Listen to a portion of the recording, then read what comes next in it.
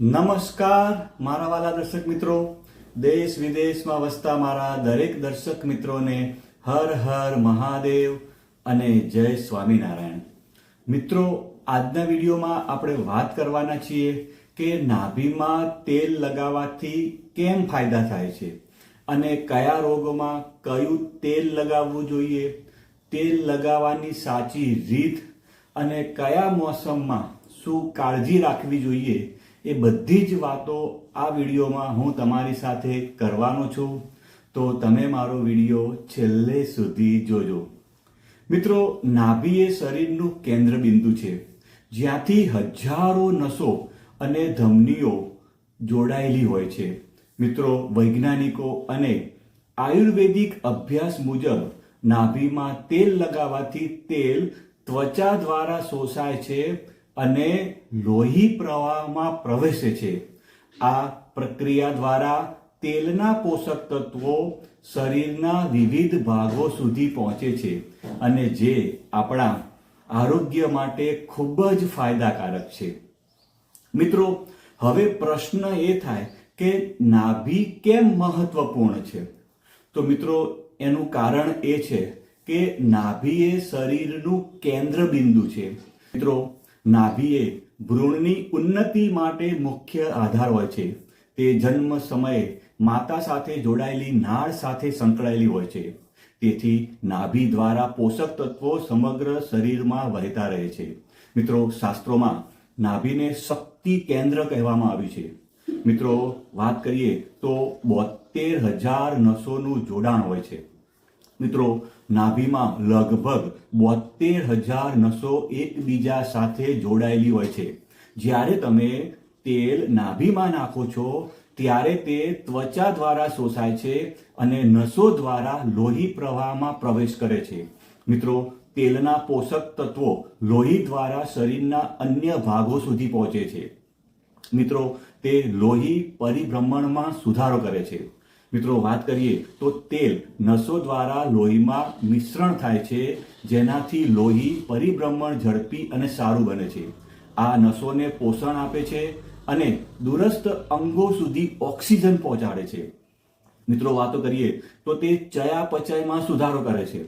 તો મિત્રો, કેવી રીતે? તો નાભીમાં તેલ નાખવાથી પાચન તંત્ર પર સકારાત્મક અસર થાય છે. તે પેટ ફૂલવું, અપચો અને ગેસ જેવી સમસ્યાઓમાં રાહત આપવાનું કામ કરે છે. મિત્રો, હવે પ્રશ્ન એ થાય કે નાભીમાં તેલ નાખવાથી કઈ રીતે ફાયદો થાય? તો મિત્રો, પહેલી જ વસ્તુ છે કે નાભીમાં તેલ લગાવતા જ તે ત્વચા દ્વારા શોષાય છે. બીજા નંબરમાં નસો દ્વારા તેલ લોહીમાં પહોંચે છે અને પોષક તત્વો પૂરા શરીરમાં પહોંચે છે. આ પ્રક્રિયા તીવ્ર અને અસરકારક હોય છે. બીજું કે ટોક્સિન દૂર થાય છે. મિત્રો, તેલ નસો દ્વારા શોષાય છે અને લિમ્ફેટિક સિસ્ટમમાં પ્રવેશ કરે છે. લિમ્ફેટિક સિસ્ટમ શરીરમાંથી ઝેરી તત્વો દૂર કરવામાં મદદ કરે છે. મિત્રો, દિવેલનું તેલ અને તલનું તેલ એ ડિટોક્સ માટે શ્રેષ્ઠ માનવામાં આવે છે. મિત્રો, તેલ નસો અને ધમનીઓમાં પ્રવેશીને લોહી પરિભ્રમણ સુધારે છે. મિત્રો, નસો શાંત રહે છે, જેના કારણે સ્ટ્રેસ અને થાકમાં રાહત મળે છે. મિત્રો, હવે નાભીમાં તેલ લગાવવાથી આરોગ્યલક્ષી ફાયદા વિશે વાત કરીએ. તો મિત્રો, સાંધાના દુખાવા માટે નાભીમાં તેલ નાખવાના ફાયદા વિશે આપણે વાત કરીએ. તો મિત્રો, તે સાંધાના દુખાવામાં રાહત આપવાનું કામ કરે છે. મિત્રો, તેલ નસો દ્વારા સાંધામાં પહોંચીને લુબ્રિકેશન કરે છે, જેનાથી દુખાવામાં રાહત મળે છે. મિત્રો, લોહીનો પ્રવાહ સુધારે, એટલે કે નાભીમાં તેલ નાખવાથી લોહીનું પ્રસારણ સુધરે છે, જેનાથી સાંધા અને મસલ્સમાં રાહત મળે છે. મિત્રો, ડિટોક્સિફિકેશન થાય છે, એટલે કે નાભીમાં તેલ નાખવાથી શરીરમાં ટોક્સિન દૂર થવામાં મદદ મળે છે, જેનાથી સૂજન અને દુખાવામાં ઘટાડો થાય છે. મિત્રો, હવે ખાસ વાત ધ્યાનથી સાંભળજો. કયા તેલનો ઉપયોગ કયા પ્રોબ્લેમ માટે કરવો? મિત્રો, સાંધાના દુખાવા માટે. મિત્રો, નસો દ્વારા તેલ સીધું સાંધા સુધી પહોંચે છે. તેલ સાંધા સુધી લુબ્રિકેશન પૂરું પાડે છે, જેનાથી જકડળ અને દુખાવો ઓછો થાય છે. મિત્રો, એના માટે તમે તલનું તેલ, દિવેલાનું તેલ અને અશ્વગંધા તેલ આ માટે શ્રેષ્ઠ માનવામાં આવે છે. જો મિત્રો પાચન તંત્ર માટે હોય તો નાભીમાં તેલ નાખવાથી પેટની નસોને આરામ મળે છે, ગેસ, અપચો અને પાચન ક્રિયા સુધરે છે. મિત્રો અજમાનું કે હિંગનું તેલ આના માટે ફાયદાકારક માનવામાં આવે છે. મિત્રો હવે ચામડી માટે તેલ ચામડીની નસો સુધી પ્રવેશી ત્વચા સુધી પોષણ પહોંચાડે છે. મિત્રો ડ્રાયનેસ, એકને, એલર્જી અને ફંગલ ઇન્ફેક્શન દૂર કરવામાં મદદ કરે છે. મિત્રો ચામડી માટે વાત કરીએ તો લીમડાનું તેલ ચામડી માટે શ્રેષ્ઠ માનવામાં આવે છે. મિત્રો હવે સ્ત્રીઓ માટે આપણે વાત કરીએ તો નાભીમાં ઘી કે તલનું તેલ નાખવાથી માસિક ચક્ર નિયમિત થાય છે, હોર્મોનલ બેલેન્સમાં મદદ મળે છે અને PCOS અને ફર્ટિલિટી સમસ્યાઓમાં રાહત આપવાનું કામ કરે છે. મિત્રો હવે પુરુષો માટે આપણે વાત કરીએ તો નાભીમાં ઘી કે લસણનું તેલ નાખવાથી પ્રજનન તંત્ર મજબૂત થાય છે, શુક્રાણુઓની ગુણવત્તામાં સુધારો થાય છે અને મગજ અને તણાવ માટે વાત કરીએ તો નાભીમાં લવિંગ કે બદામનું તેલ નાખવાથી તણાવ એટલે કે સ્ટ્રેસ ઘટે છે, નસો શાંત થાય છે અને ઊંઘ સારી આવે છે. મિત્રો હવે નાભીમાં તેલ લગાવતી વખતે ખાસ કઈ બાબતોનું ધ્યાન રાખવાનું. મિત્રો પહેલી વસ્તુ છે કે શુદ્ધ તેલ વાપરો.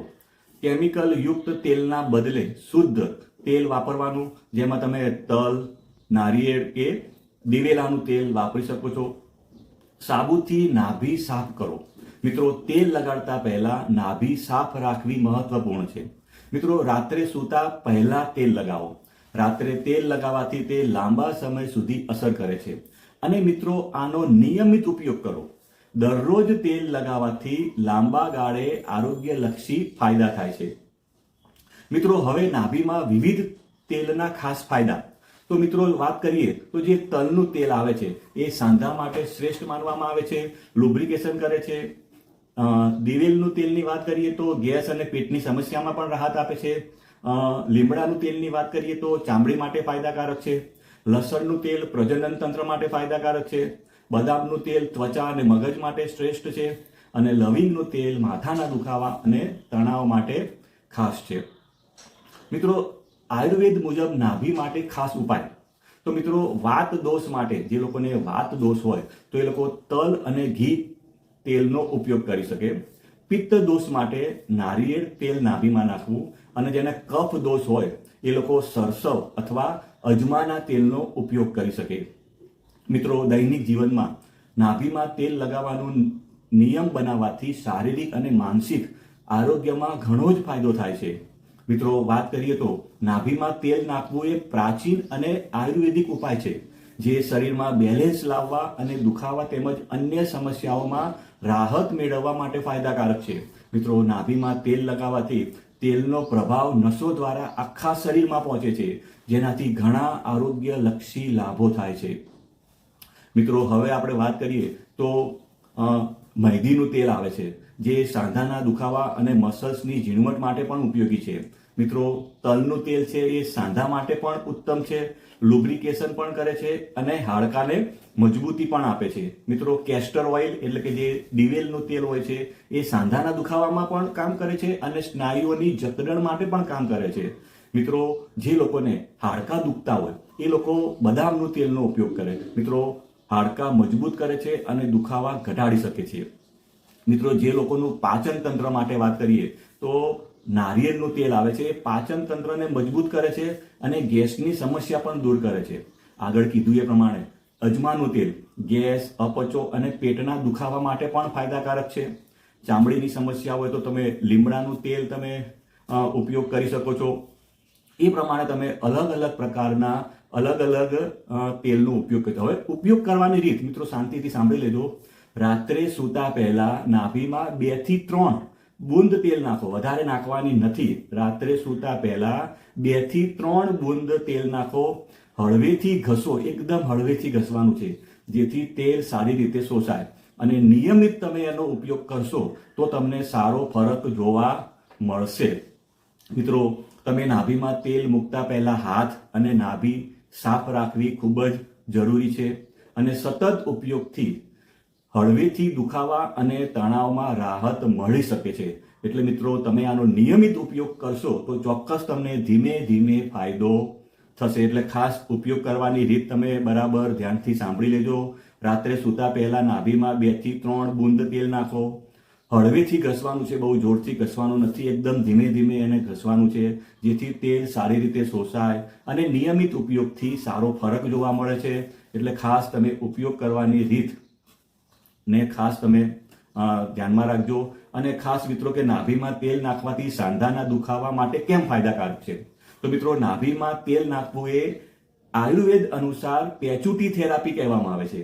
ઘણા લોકો જાણતા હશે કે પેચુટી થેરાપી. તો મિત્રો નાભી શરીરનું કેન્દ્ર બિંદુ છે, જ્યાંથી અનેક નસો જોડાયેલી હોય છે. નાભીમાં તેલ નાખવાથી તેલ ત્વચા દ્વારા શોષાય છે અને નસો દ્વારા શરીરના વિવિધ ભાગોમાં પહોંચાડે છે. મિત્રો નાભીમાં તેલ નાખવાથી લોહીનું સંચાર સારો થાય છે, જેના કારણે સાંધા અને સ્નાયુઓમાં ઓક્સિજન અને પોષક તત્વો સારી રીતે પહોંચે છે. મિત્રો તેલ નસોના માધ્યમથી સાંધામાં પહોંચીને સૂજન અને દુખાવામાં ઘટાડો કરે છે. મિત્રો તેલથી શરીર ડિટોક્સ થાય છે, જેનાથી સાંધા અને હાડકાના દુખાવામાં રાહત મળે છે. મિત્રો મને વિશ્વાસ છે કે આ વિડીયોના માધ્યમથી તમે કંઈક નવું શીખ્યા હશો. અને જો તમને મારો વિડીયો સારો લાગ્યો હોય તો લાઈક કરવાનું ભૂલતા નહીં અને વોટ્સઅપ દ્વારા બીજા મિત્રોને પણ વિડીયો મોકલજો. આવજો મિત્રો, બાય બાય, આવજો.